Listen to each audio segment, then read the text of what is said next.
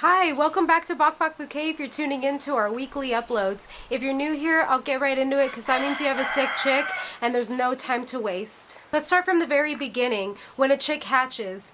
Common belief is that the yolk is the baby chick and the egg, but no, actually there's a little speck on the yolk called the germinal disc, and that is the baby chick that develops, and the yolk is actually their food reserve. So upon hatch, the chick absorbs that yolk into its body through its umbilical cord and all those veins. It dries up and slowly disappears in them, and they can survive a few days without food and water because of this. Besides nourishment, it also gives them immunities that their mother gave to them. So that is what leads the way for giving the chick the ability to survive.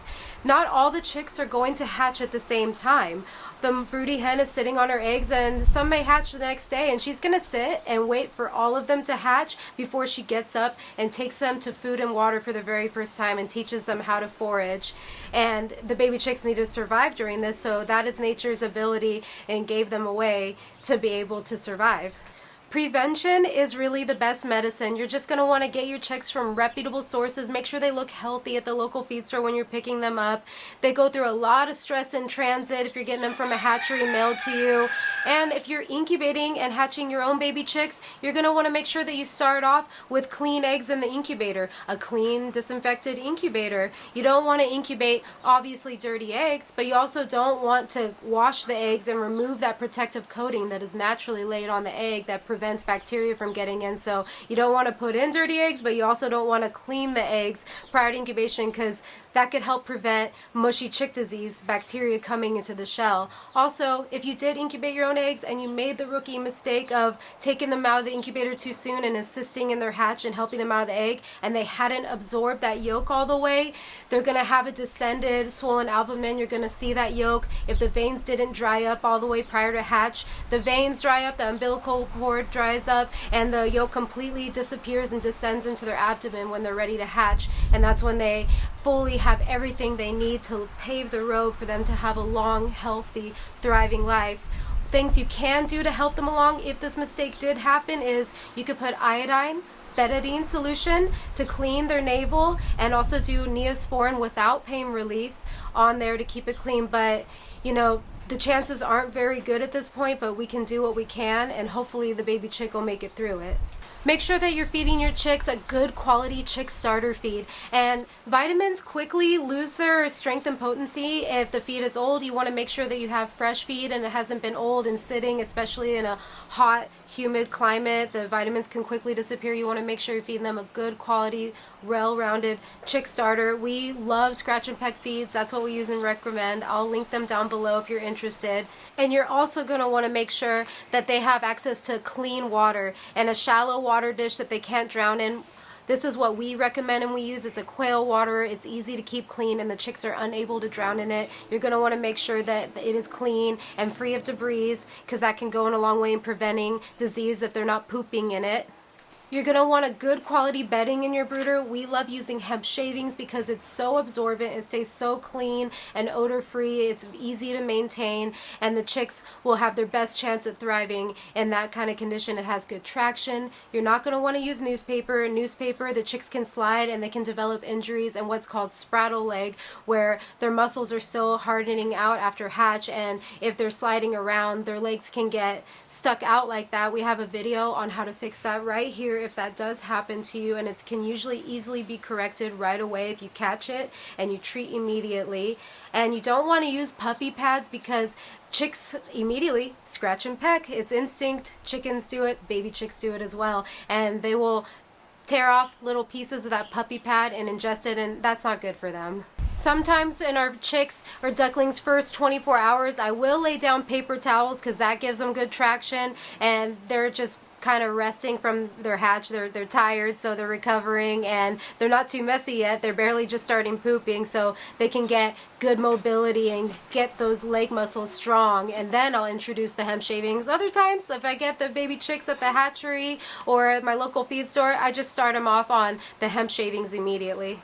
And the most important thing that a baby chick needs when you're first picking them up from your feed store, or if they're coming in the mail, or if you just hatch them, is they need heat. When they're first hatched, they need to be at 95 degrees. They cannot get cold. So if your baby chick is looking sick, check to make sure that it's not too cold, because that is the first thing you're going to do if you notice that your chick looks weak, tired, listless, or sick, is make sure that they have heat. That's your first step in giving it its best chances at recovering. Immediately make sure that the baby chick is getting heat, but you don't want too much heat too. You want to make sure that your brooder has an option of heat on one side, but they can also escape it if they need, because if they have too much heat, that can cause other issues. It can cause pasty butt, even, where they get diarrhea and it sticks to their feathers on their butt, and it can block them from defecating, which can also kill them. So you're going to want to make sure that your baby chick doesn't have pasty butt. Check its vent, make sure it's clear of obstruction, and they can freely go to the bathroom as they please.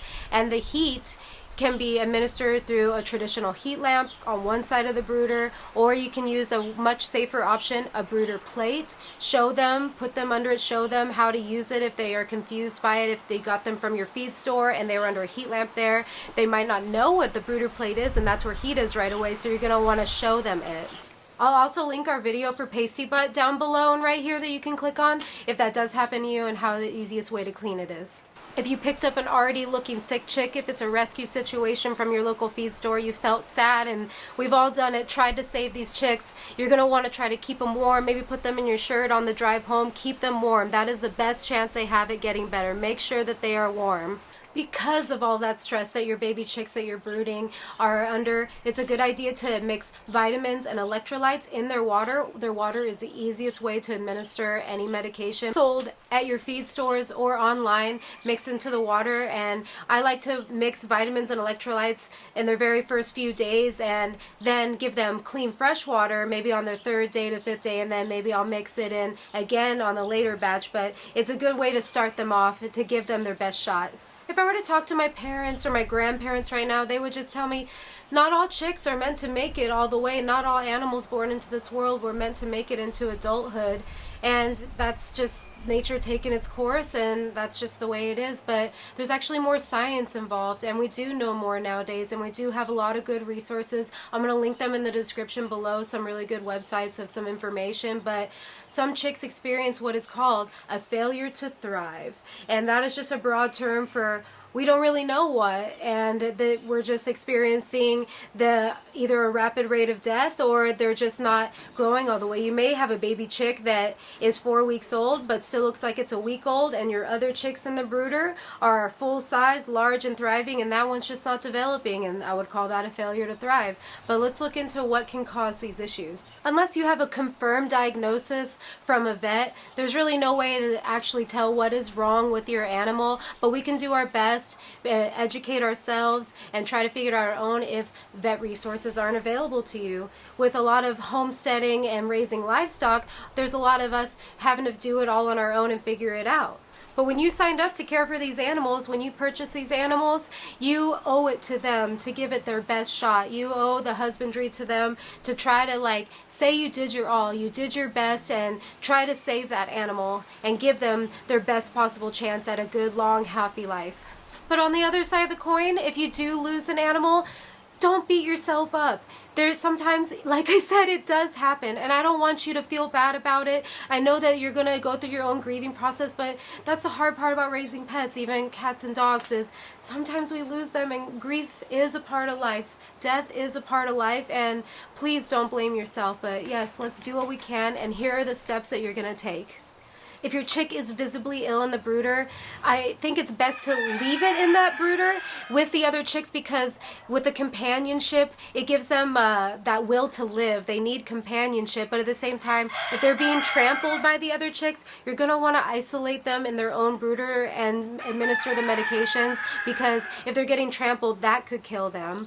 But if you can find a more calmer chick to give in its own brooder as a companion, the companionship will go along way in giving the chick the will to want to live. But like I said in the very beginning, the chick absorbs that yolk at hatch, so that yolk was made for them. That yolk has so much nutrients. As much as we love to eat their eggs, the yolk was actually made for them. So your first step, if you have a visibly sick chick, is you're going to want to take an egg yolk, mix it with some electrolyte water, and my bonus is I like to use poultry cell and mix in there and make a little slurry. Poultry cell has more vitamins in it than Nutridench, so that's why I prefer it.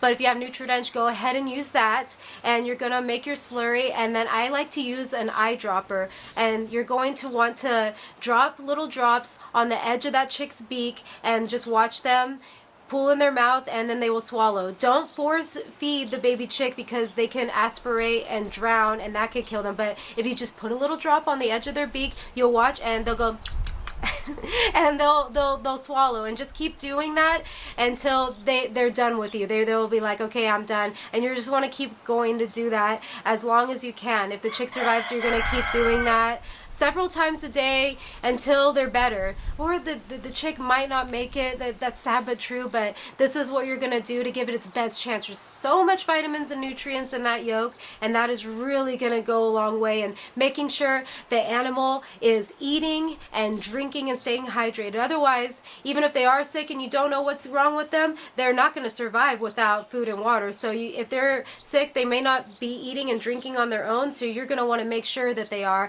and they could make it through this slump or whatever they're going through and go on to thrive and live a healthy life. This is going to give them their best rate and chance of recovery, but let's go into some correctable issues. Vitamin deficiencies that you can notice in your baby chicks. Vitamin deficiency can be passed down to the baby chick from their vitamin deficient mother when they laid the egg, and there could be issues that were caused from improper incubation, temperature and humidity levels, and deformities. But I can't go into everything because there's just a whole giant laundry list of a million things that could be wrong, but I'm going to talk about the most common ones that you could encounter. And again, I'll link all the resources down below if you want to do your own further research and read about more of these issues, but let's go into the top ones. First thing you're going to want to rule out is coccidiosis. We went over that last week. I'll link that video here with medicated chick starter, but you're going to want to make sure that the chicks don't have coccidiosis that can spread rapidly throughout the brooder, and there's a rapid rate of death with that. It's the #1 killer of baby chicks, most common, and they could be hunched, listless, tired, and have bloody or foamy stool, and you're going to want to treat the whole brooder with Corid to knock that out. But if they don't have coccidiosis, you're not going to want to treat with Corid because Corid actually blocks vitamin absorption. So if your baby chicks are experiencing a vitamin deficiency, then you're going to want to make sure they're not on Corid because they won't be properly absorbing your vitamin treatment you're going to administer to fix the problems instead. Let's start out with the two most common vitamin deficiencies that I've dealt and seen my fair share of. Wryneck and stargazing. They can look very similar, but their treatments are different. The bird's neck will be kinked back. They'll be experiencing imbalance and muscle atrophy. And I don't know if it's more common in Polish and Silkies, but I have had these in my Silkies in the past before. When I was a little girl, we had a white Silkie who had this, and we thought like, oh, did she have a stroke or something? But we didn't know. It was a long time ago, but now we do. And Wryneck is treated with vitamin E, but vitamin E needs the mineral selenium.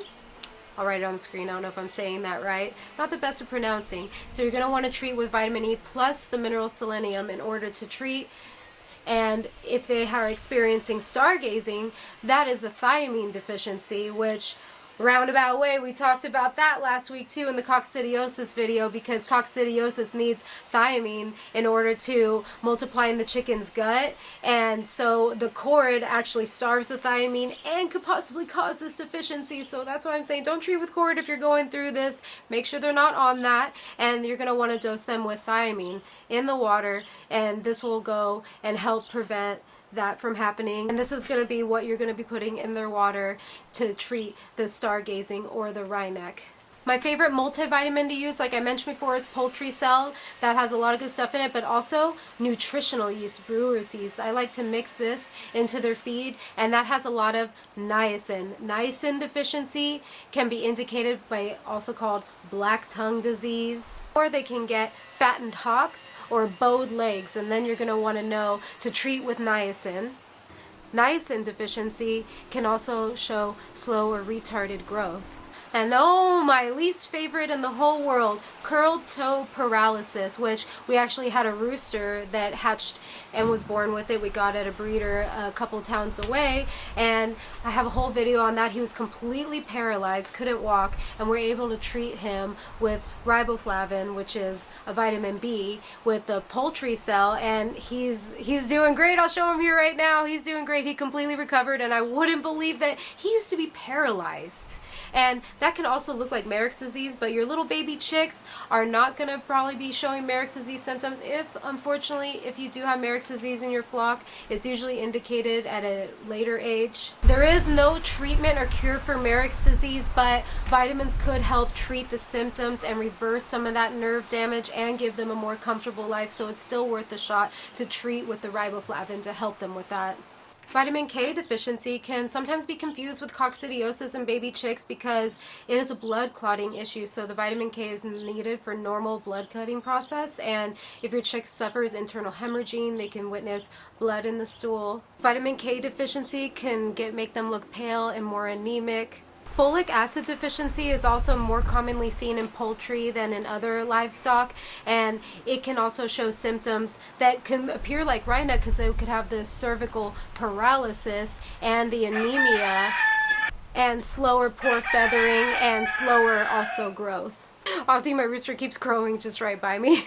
So this is why I love the product from Rooster Brewster Poultry Cell, because it is packed full of like everything you need to help treat, no matter like a broad spectrum treatment of different vitamins to give to your baby chicks to give them their best chance. If you can't figure out which deficiency they have, then you can treat more than one at the same time. I hope you found this video helpful so you know what to do if you have a sick looking chick. And if you do have a sick chick, I hope that they get better soon and they grow up to be a thriving, healthy, big, fat, silly chicken. Please like this video. It helps so much in the algorithm to get this video out to more people. If you found this helpful, please go ahead and like it. Leave us a comment down below if you have any questions, or discuss how you've helped your chicks in the future so people can read the comments and we can all learn from each other. And this is such a great community, us chicken keepers. We all love our flocks and we can all do our part and help each other. I'm going to link a video we put out last year on everything you need to know from raising baby chicks, from hatch all the way to their first egg when they're laying hens. Go ahead and click on that right there. Thanks so much. We'll see you next time. Bye.